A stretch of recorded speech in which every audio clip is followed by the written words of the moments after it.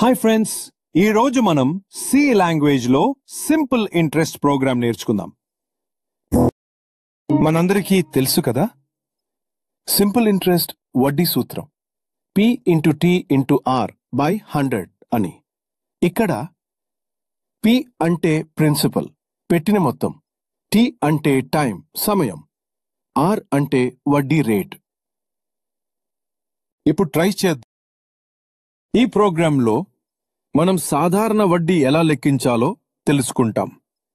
మొదటగా మేము 3 విలువలు తీసుకుంటాం. P అంటే ప్రిన్సిపల్, అంటే మీరు పెట్టే మొత్తం. T అంటే టైం, అంటే కాల వ్యవధి. R అంటే వడ్డీ రేటు. యూజర్ నుండి ఈ 3 విలువలు తీసుకోవడానికి scanf అనే ఫంక్షన్ వాడుతాం. ఆ తర్వాత సాధారణ వడ్డీని P అంటే R100 అనే సూత్రంతో లెక్కిస్తాం. లెక్కించిన వడ్డీని SI అనే వేరియబుల్లో స్టోర్ చేస్తాం. చివరగా printf ఫంక్షన్ ద్వారా ఆ వడ్డీని స్క్రీన్ మీద.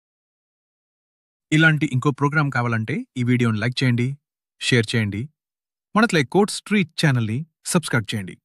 పూర్తి ప్రోగ్రామ్ కామెంట్ సెక్షన్ ఉంది, ఒకసారి చూడండి.